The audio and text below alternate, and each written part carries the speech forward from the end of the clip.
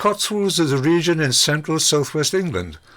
Designated as an area of outstanding natural beauty, the Cotswolds covers 787 square miles and is the third largest protected landscape in England.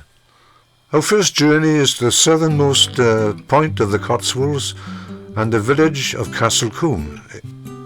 It's like a fairy tale medieval village that's cut off from the rest of the world.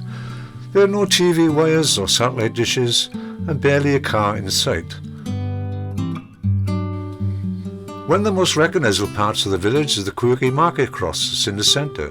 It's quite unique and has a roof over its head. It was built here to mark the place where the weekly market took place in the 14th century.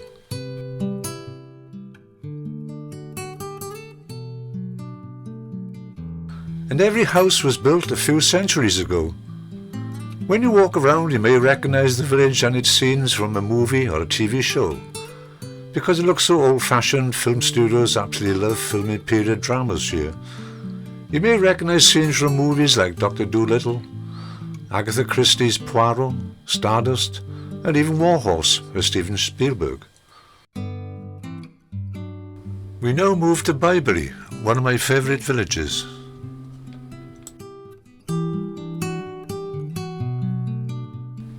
The most visited place in Byberry is the picturesque Arlington Row. The cottages were built in 1380 as a monastic wool store. They were converted into a row of cottages for weavers in the 17th century.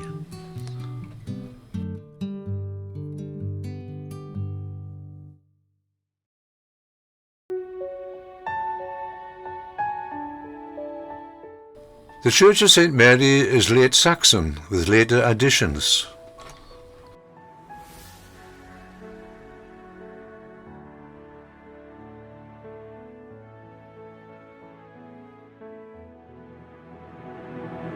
Adjacent to the church is the village primary school that was built in the 1850s. And now we move on to Northleach. This Cotswold town is dominated by the great church of St. Peter and St. Paul, a building of the 15th century.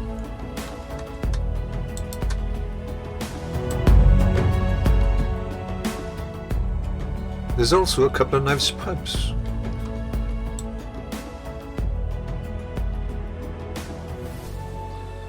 At the town centre is the ancient marketplace with some wonderful half-timbered buildings.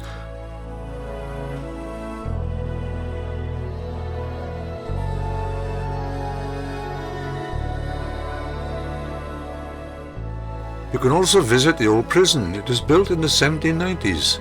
It is once a fine example of a model prison used to inspire better care and rehabilitation of prisoners. Why not stop for a coffee?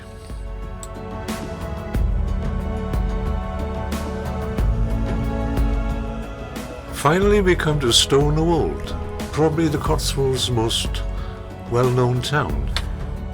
The church in St. Edward was built between the 11th and the 15th centuries. In 1646, during the English Civil War, the Royalist army marched through the Cotswolds, attempting to join the forces of King Charles I at Oxford. However, they were met by a parliamentary force in the battle, and the encounter was so deadly, it was said that ducks could bathe in the pools of blood left in the street in the market square. Reportedly, the street was afterwards called Digbeth, or Duck's Bath, because of this.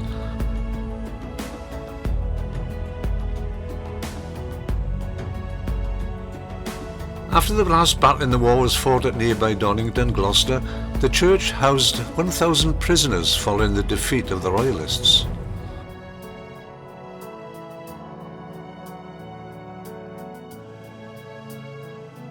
On the church's north door is a mystical doorway that looks like a portal that could transport you to another realm.